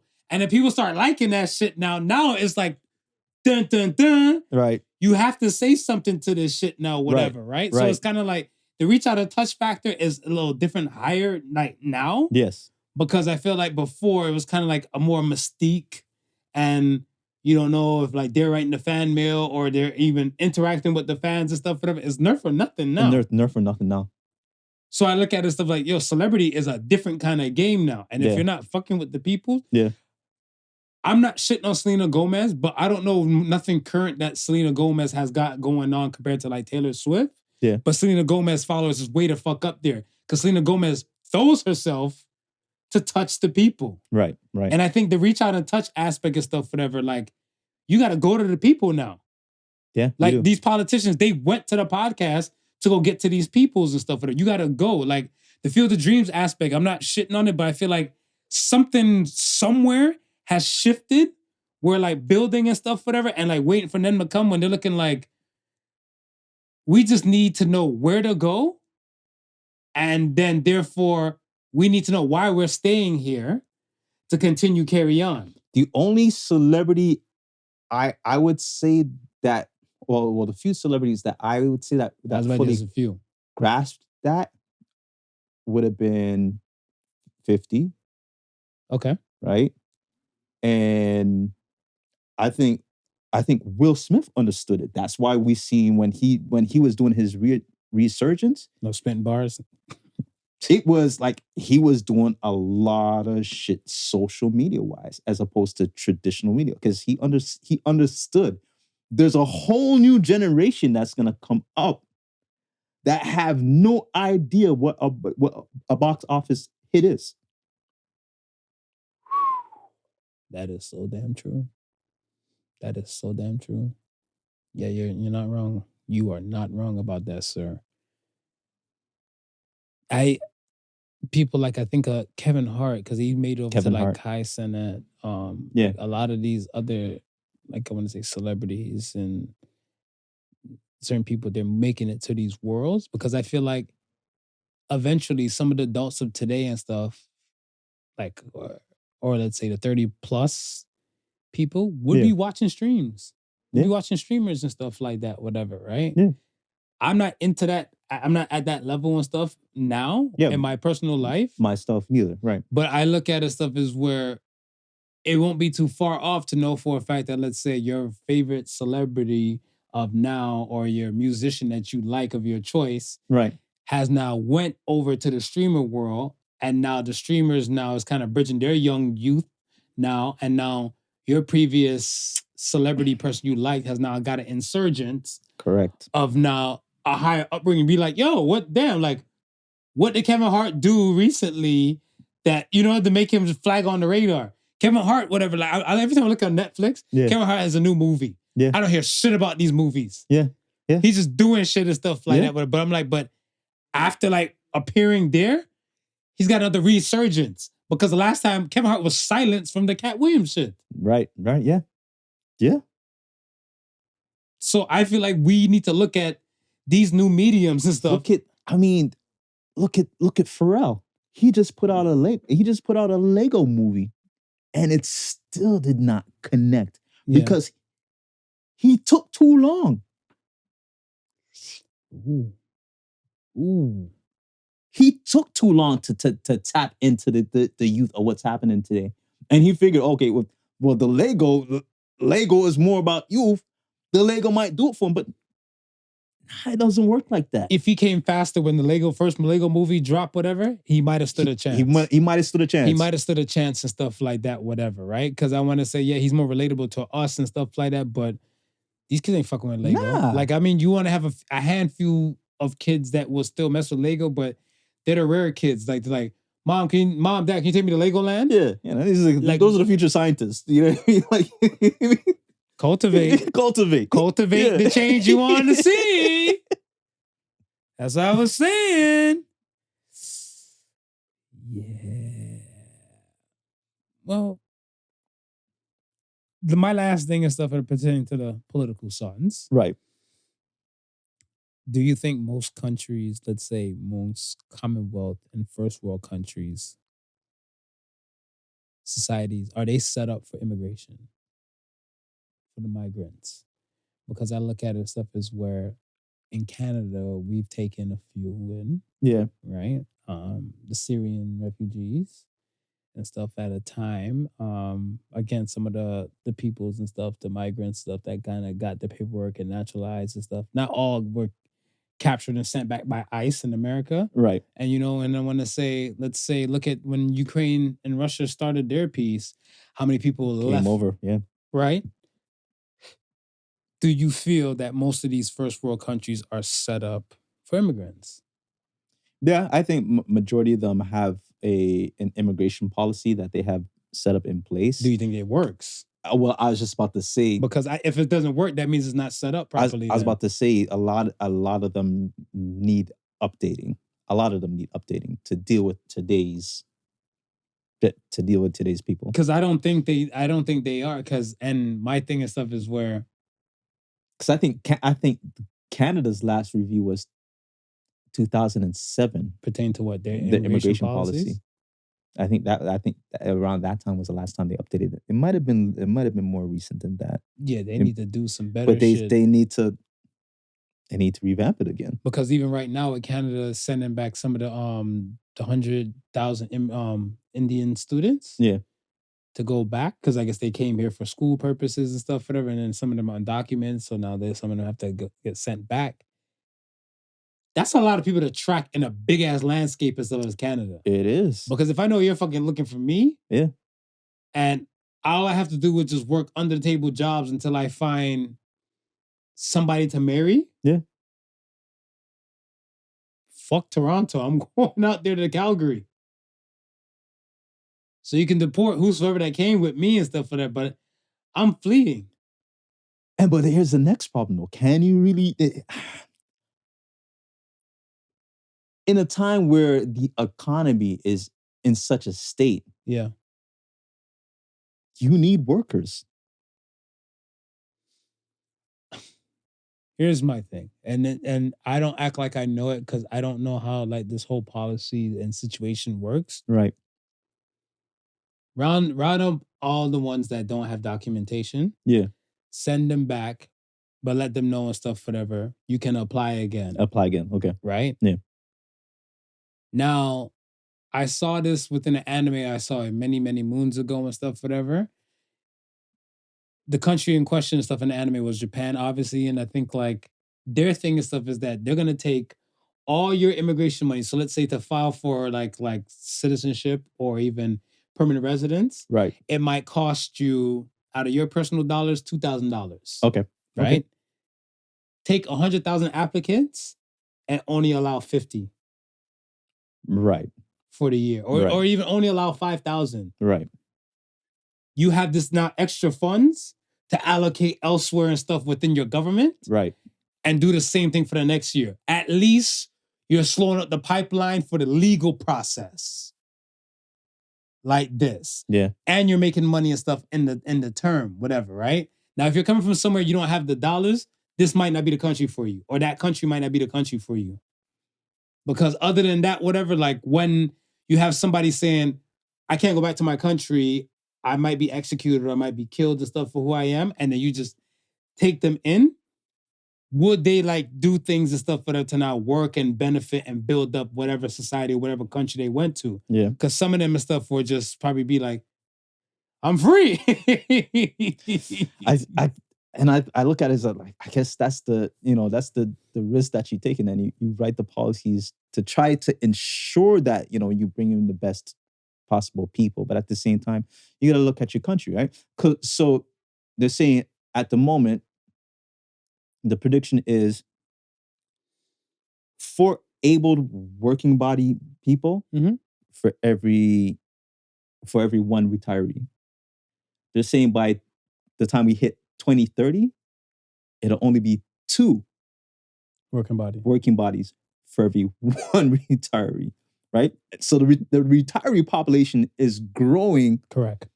And it's not being the working population is not being replaced at a speed fast enough, right? Right. So you know you need immigrants, you know you need them.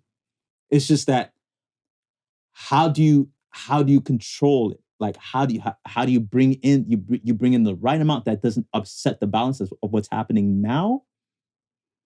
Conditional, everything conditional. You don't Everything act like conditional. you if you don't act like you got sense. Yeah. We cut your shit off and send you back. So let's say, for example, and stuff, we need to boom the Yukon region of Canada. Right. If we need to boom the Yukon region and stuff, whatever, we would give you your documentation. This would be the social. This would be the conditional social. Yeah. You get to get a job and stuff out there. Right. Right. And once you leave that province to start applying, say like, all right, I'm here now in Canada. Yeah. Fuck it. All my family's in Toronto.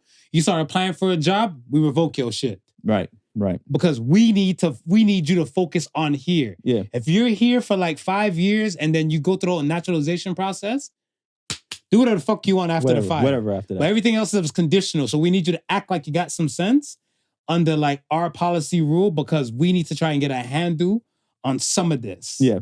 Right? Because I feel like a lot of countries and stuff, I'm not saying they don't have a handle on it, but I feel like it's too lax and loose. And much as with America being under this spotlight and the scrutiny, yeah, a lot of other countries have now looked at their immigration policies and looking like, yep, we can't really poke at America for that shit because we done took in some refugees. Yep. We done did some shit. For all we know, we could have took in terrorists or whoever the fuck in the same process. Mm-hmm. Right? So now a whole bunch of shit from other like first world Commonwealth countries needs to be identified for their policy. So I'm like, I don't think we're set up for it like in most places. Right. Because like you're saying, and I'm not going by what you're saying is the gospel. Right. I feel like you're more right than I am. Right. But if the last immigration edit has been like since 2007, we're in 2024. Well, yeah. It definitely needs a we're over fucking due. It needs a overhaul, a serious overhaul. And this is just Canada. That's much as not including US. Not including like the UK. Right. Right? So that's why I'm looking, I'm like, I don't know if most countries do have even a better grasp of it. And I think with the first world countries, because they look so better, like let's say if I was somebody from Jamaica, yeah, and I looked at a country and stuff like this, why wouldn't I want to get here? Because if I probably see like how things and stuff are so hard, rough, crime might ride and stuff in certain places and everything like that. Like my heart goes out to people from Haiti all the time. All the time. Like, and they share an island with the Dominican Republic. Yes. And the Dominican Republic thrives so much better and they're on one island. Yeah. And I was looking like the crime, the this, the that, anytime of like the assassinations to their leaders, that country is in despair. And I look at it stuff as like, if you're getting Haitian migrants and stuff, whatever, you need to examine them. You do. You need to examine them, but then again, you still have to have a heart. So I feel like, you gotta tighten up some shit, man. Hire some Haitian people and stuff like, or people like might be like who speak the language from your country, and just have them as like the I guess like the people that check up on you, see if you're really married and everything like that for immigration purpose. Right, yeah. Be like, yo, we drop in like a PO officer, like, yeah. Yo, Francois, Wagwan. Be like, yo, let's talk. Are you doing things accordingly? You walked off that job we gave you a few months back. Your conditional paperwork is like, yo, you filed somewhere else, whatever. We're going to get you the fuck up out of here. Yeah, you got to work. Everything is conditional. So that's the only suggestion I got. And like I said, I don't act like I know because I don't know that sector. Let's get to the question of the week, man. All right. Question of the week says, could the average man be a porn star?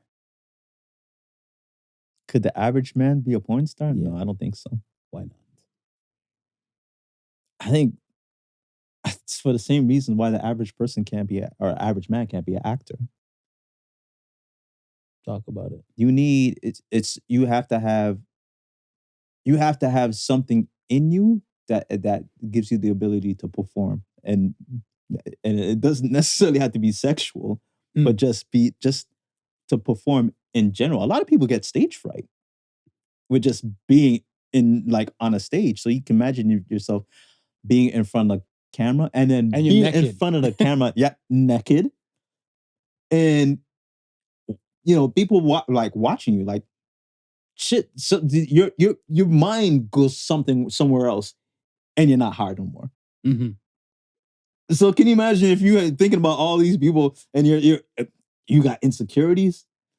You feel like you have a fluffer.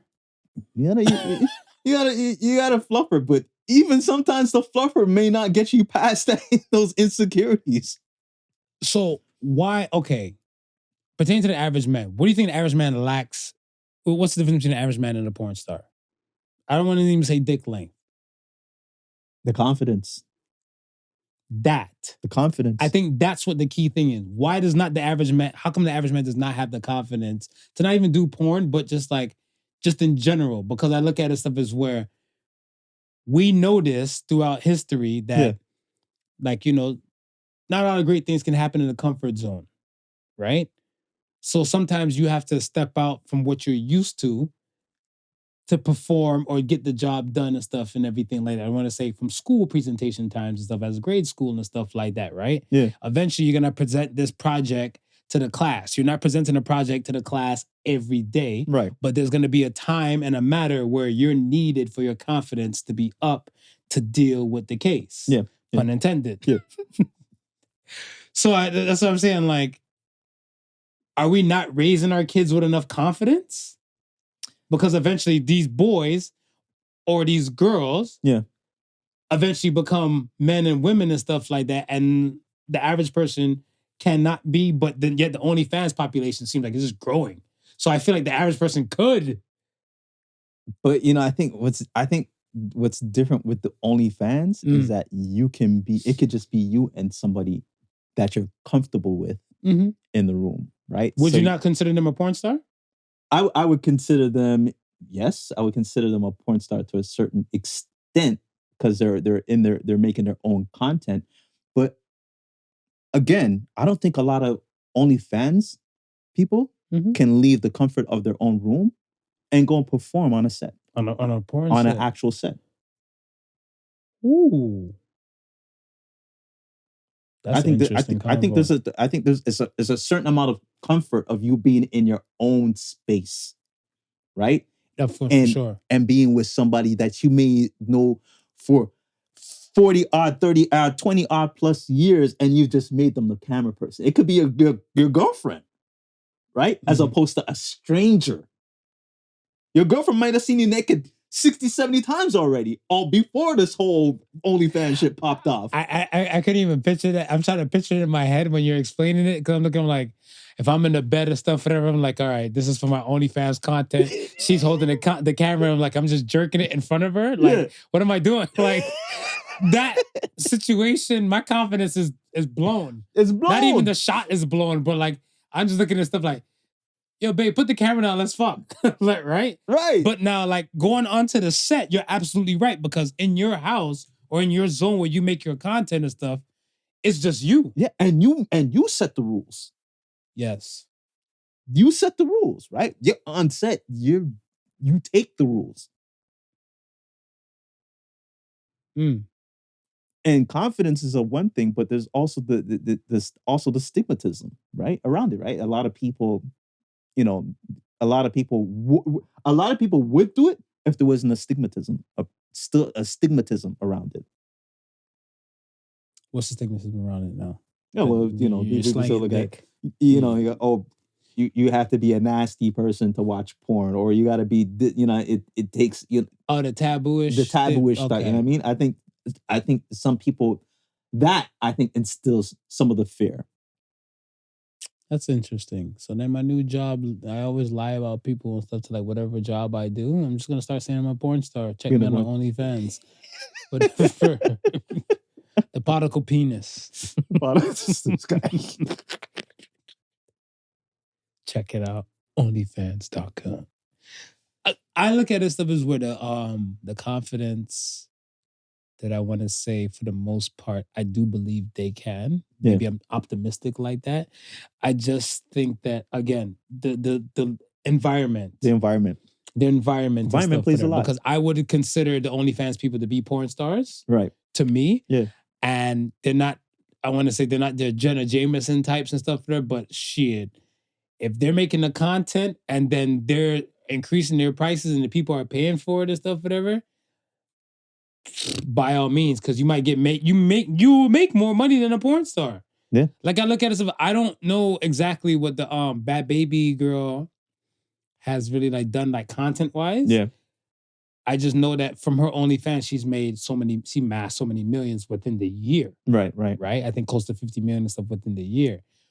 Who's to say how many porn stars, average, like, let's say legacy porn stars and stuff, has made $50 million within a year? Jenna Jameson got on her hustle game back in the day and maybe amassed 20 mil. Yeah. And that's not just her laying on her back on every scene. That's her directing, selling product and all that type of stuff. But it's hard for the legacy acts now because porn is pretty much free. You can go. There's tons of sites where you can go watch porn for free. And you're saying like back then it wasn't? Back then it was either behind a paywall, and even further back you had to buy the VHS cassettes or you had to go rent. I want to say once we got into the DVD realm and stuff, whatever, I think the free porn started amassing itself. Right. So I want to say the early 2000s and stuff, whatever, so to speak. Yeah.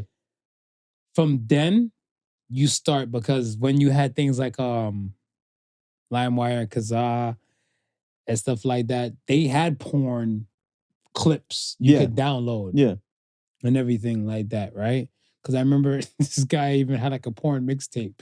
It was like, I called it a porn mixtape because it was kind of like Wesley Snipes and chicks. That's what it was called. Right? Something like, you saw one with like Wesley was a dolo scene with a chick. Yeah. You saw him one with like him and two other dudes and an Asian chick. You saw him with two other. But even then though, it took a dedicated person, because for one, at some point you either had to know somebody who purchased the tape for you to go rip it and be able to put know it how there. to do the ripping. And know how to do the ripping, right? Right. So then even that process, people were still willing to go, again, that's when the paywall was up with all the, people were still willing to go throw their $36.99 to get how much whatever porn you could get. That sounds a lot to get to some porn. Today, right? Today's standard, where I'm saying everything now is free. Well, I'll throw $40 to $50 within my tank. Yeah. Without even blinking or batting an eye, but to know for a fact that like, yo, this is just for like, I guess, jerk off purpose. That is wild. But people were paying it. So that's what I'm saying. These porn stars were still making money. Right? Now, it's, and like, you type it in. It's at your fingertips. You're not paying for it. So how are they making money? They're not. They got to be doing the OnlyFans stuff now. Because that's the only way they can ensure direct payment. That's true. I just look at it stuff as like, you are a wild boy or wild girl to know for a fact that, let's say your credit card statement come in and you have to pay for like 5 OnlyFans stars, and like they vary from price range. They vary from price range. Shit. They vary from price range. Go meet somebody in the real world. That's all I can say. That's cheaper. Sounds a lot cheaper. It sounds a lot cheaper. And they've become a lot more freakier. Pretty much. Yeah. Okay. Let's get to the Ask the Sons, man. All right. Are you ready? I'm ready. First Ask the Sons and stuff comes from Vector Victor. What's the strangest dream you've ever had? The strangest dream I ever had. You dream way more than I do. I way more than I do. dream almost every night, man. I just kid you not.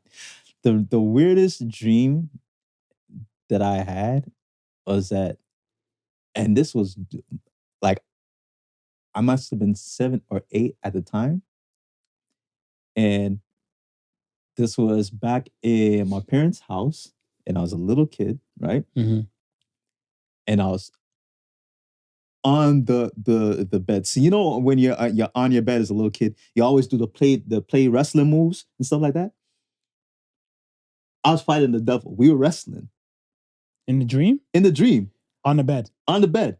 But the devil wasn't like the devil. The devil was, the red devil suit costume? Yeah. That's what the devil was wearing. But it was the devil. But He was in costume as the devil. So it's like the whole costume thing. So you see like the sinister real face here, but it's the bright red with the horn, the whole and like suit, the arm thing with the flimsy, the entire like, suit, fake the entire suit. Okay. And we wrestled, and I had the utmost confidence that I would constantly beat him, and like, I can't be. And I was smack talking with the devil. And I woke up and I'm like, as a kid, I was like, the hell am I dreaming about fighting the devil? That's the weirdest dream I've ever had. Power of Christ compels me. More like the power of Christ was in my corner. But if you think about it, though, I don't know. I have a lot of different strange dreams and stuff, whatever. I want to say, I told you I dreamed where I shared a dream with a chick. Yeah. So, that was like the strangest thing and stuff, whatever. So that was one. But let's say, so I shared a dream to the folks that's new to this. I shared a dream.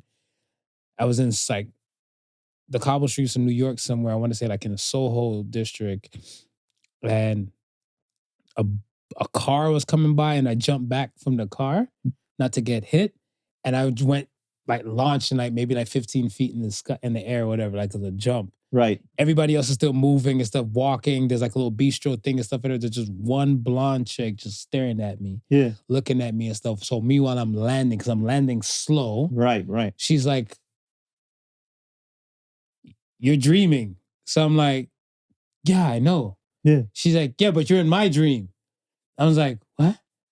And then she's like, she's from Nebraska or some shit. Right. And I'm like, "Oh, well, I'm from Toronto or whatever." I'm like, "Yeah, now I'm dreaming I'm in New York." Right. And she's like, "That's so weird," and everything. And the guy that she's with, I can't see his face. Okay. Because she kind of just like stopped talking to him, but he's still sitting in motion. Like he's sitting down with her. Yeah. The whole world's still going on, and we're just having this dream. And it's like you guys are just cognizant of what's going on. I'm looking like, people can share dreams? What the fuck? I was like, oh shit. And then I woke up. Yeah. Right? Recently, I had a dream and stuff about dinosaurs. I don't know why. I haven't seen Jurassic Park in a hot minute. Yeah. And it killed me where it was kind of like somebody, like wherever I was, somebody was selling baby raptors or like hatched raptors. Yeah. I'm looking like, who the fuck would do that? These things will grow up and everything like that too. But then when I'm walking past like these little raptors and everything like that, whatever, some of these fuckers start gnawing away on the fence. Yeah. And then I start seeing like a head poke out. I turned around, took off. And then like I heard a few footsteps and then I woke up. So I'm looking like, oh, that was close. You'd have been rapture food. Because I was looking like baby raptors for sale. I'm like, kind of Toronto Raptor, like expose. He used to go down here. This is stupid. That's crazy. Why? And then you just see him just active, jumping around in this like this fence thing. I was like, yo, you guys are stupid. And then they were okay. They were fine before that. But when you decided to play, that's when they decided to start gnawing at the cage. Because I had problems. I'm looking like gnawing at the cage. I'm like, who the fuck will buy raptors and stuff, whatever? And then you see like, we'll show you, chewing away on the fence. I was like, hey. I start walking away. Then I start seeing a head poke out. Like, I'm out. That was my recent strangest dream. Next one comes from Deadpool_fan. I'm a little iffy anytime I see the word fan in capital marks now. Yeah. Because I'm just thinking, freaky ass nigga, you're 69 God, freaky ass nigga. Don't blame me. The internet raised me. It raised me. Deadpool fan says, which fictional villain do you feel a bit of compassion for? I think we got this question before sometime a long time ago. Before, and my answer is still the same. What is that? You got to tell people the answer. The new people. Thanos? You feel compassion for Thanos? Why? Because he just, he just wanted to see the continuum of the race, the planet of where it is, and he just had this notion that if he could get rid of half the resources, the other half would be fine. I don't think was Thanos immortal though? Come to think about it, I'm trying to think. If he's immortal, I can understand that. I can't get behind that if you're not immortal. Bitch, you about to die just the same way I'm about to die eventually. Fuck you mean you want to see everybody? No. My answer is still Wile E. Coyote. Wile E. Coyote. And I would give it to Magneto because I feel like we just watched Magneto just slowly go from like the not so much of a hero to like, they made me like this. Right? Especially like for the X-Men First Class shit. I felt sorry for it and I thought about it the other day. Mr. Freeze. Because Mr. Freeze just wanted to see his wife thaw the fuck out. Yeah. And then I think somebody told me and stuff in like some of the later Batman things, like she got thawed out and she remarried. And I was looking like, damn, can't win. Can't oh win. My gosh. You did whatever. You did crime. And then after this heifer just left you for it. I was like, nah, man. You need a hug, my guy. I would have froze her back. Yeah, what? The quickness. What? Okay. And the last question comes from Diamante03. What is a simple question that tells you a lot about a person? Ooh. I have to think about this. You got one off the top of your head? Most of the shit we talk about on the podcast, to be honest, and stuff, whatever. I would probably stick with, would you rather have 5 more friends or 5 less friends? Because when I start from there and stuff, whatever, and then I start to hear the explanation on the whys, I tend to get an understanding. Because like when I ask some people, would you rather have 5 more friends, 5 less friends? And when I get a negative connotation and stuff or a negative response, it might be like, no, because people suck. Okay. Do you give people a chance? No, I love my pets. I know who I'm dealing with now. Thank you for your time. You just saved so much of my life by just that one simple question. I think sometimes how was your day could be telling. Yeah? Yeah. Talk about it. Because people who are, I think, how would I put this? People who are open will take time to describe how the day actually went versus people who are closed up will just give you like a one-word answer. Oh, you're right. I've seen that play out several thousand times. Yeah. Because I guess like, even like sometimes if you ask me, how's your day? And I'm like, work is work. It's not really like I'm closed, but I'm looking like, I get it. Yeah. But if I was to elaborate and stuff, like, well, this happened, and then this happened, and then this happened, it can give you a ballpark idea and stuff, whatever, Right. like, how the vibe went. Yeah. That's fair. That's fair. Nice. Okay, we here. We're here. We at the end. Yay. Putting in some work today. We made it. The political sons. Yes. And fatigue continues. Fatigue continues. So say the Sons this week says the mic won't drop without you releasing it. So say the Sons. So says the Sons. Break that down. And I think this goes to this. This is a perfect to go with the saying of some of y'all Dems, you need to let it go now. Yeah. Yeah, you need to let it go. The crying videos is it's like you can't drop the mic if you're still gonna hold on to it. Just release it. Let it go. Be done with it. So say the So Sons. says the Sons. Well, folks, another episode of the Political Sun. I know y'all getting tired of it and stuff, but a lot of the world, I think, is going to start freeing up within the next matter of weeks because these personal differences will be hitting the U.S. Thanksgiving tables on who voted for who. And who should get more macaroni and cheese than others because they voted for different parties. I do believe that a lot of the world is continuing. Well, the world's always changing, but I want to say like so much of the landscape, like majorly, would shift because of this. I think so. Just because of this last political run within the U.S. Yeah. I feel like the rest of the world will start to see the wave after this big, let's say, boulder's been dropped in the water. Right. Right. So we'll see where the world turns and stuff, and hopefully it turns in a proper direction for not a lot of people to go through any suffering and strife anymore. But hope for the best. And again, and hopefully this is a wake-up call to look into your own political background, your own political affiliations, and understand that vote local, man. Yeah. It's funny because I said this in a post where yes, U.S. policies will affect Canada, but Canadian policies will affect the Canadian people. Well said. Well said. Thank you for listening to Podical Sons, folks. And remember, the difference between genius and stupidity is that genius has its limits. Y'all be well and be good out there. Peace and love. Peace and love. The Podical Sons with Not Your Average Joseph and Sofa King Marvelous.